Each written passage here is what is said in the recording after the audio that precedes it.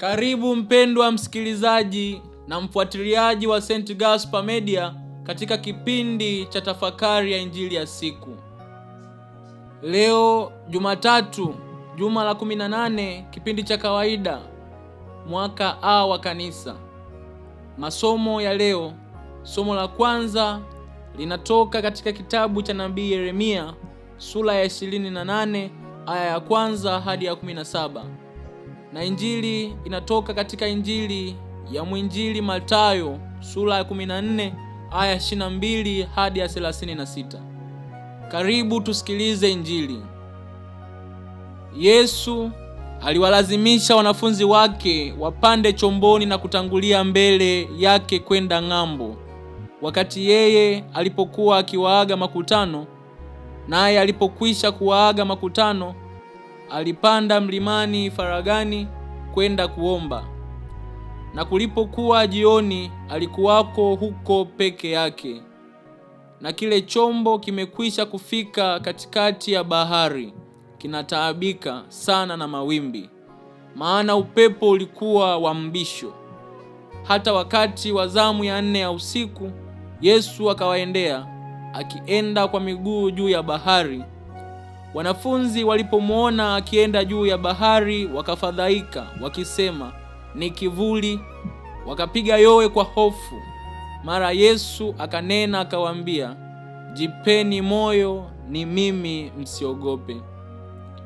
Petro akamjibu akasema, Bwana, ikiwa ni wewe, niamuru nije kwako juu ya maji.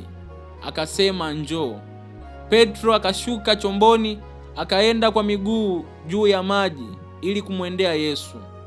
Lakini alipouona upepo akaogopa, akaanza kuzama, akapiga yowe akisema, Bwana, niokoe.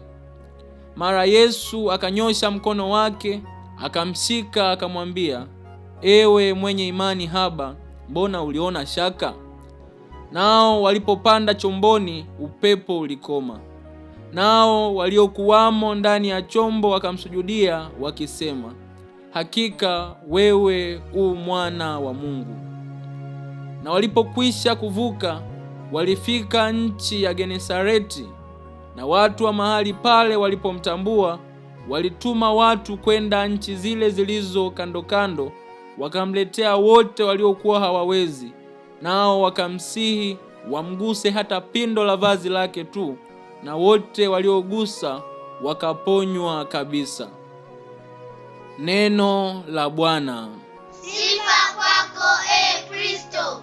Wapendwa katika Kristo, ni Mungu tu kwa busara yake kamilifu tunapata maana ya kiroho kwa njia ya matendo ya Bwana wetu Yesu Kristo. Miujiza yake huashiria na hudhihirisha ukuu wa Mungu, na mafundisho yake huangazia mafumbo matakatifu. Injili ya leo inadhihirisha ukuu wa Mungu kupitia Bwana wetu Yesu Kristo. Tunaona Bwana wetu Yesu Kristo akiwalazimisha wanafunzi wake kusafiri kwenda ng'ambo, na yeye anaenda faragani mlimani penye ukimya na kusali. Yesu anapoenda juu mlimani kusali, maandiko yanatueleza kuwa mlimani tunakutana na matakatifu. Mfano wa Musa na Eliya walikutana na Mungu juu ya mlima Sinai, na Yesu aligeuka sura kung'aa mbele ya wanafunzi wake juu ya mlima Tabor. Injili ya leo, mlima huashiria muunganiko wa Yesu na Baba yetu wa mbinguni katika sala. Yesu anawaacha wanafunzi wake. Pia tunasoma katika Injili takatifu kwamba Yesu alipaa mwenyewe peke yake kwenda kwa Baba, akiwaacha wanafunzi wake. Na sasa ni vile kawaacha wanafunzi wake, kapanda mwenyewe peke yake mlimani. Anatuacha, ila anabaki na sisi kiroho.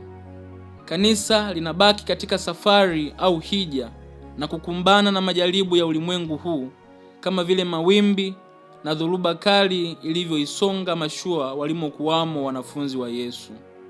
Wakati Yesu akisali, Muda huo wanafunzi wake ni wako kwenye mapambano kujihami dhidi ya dhoruba ya mawimbi na upepo mkali wa bahari.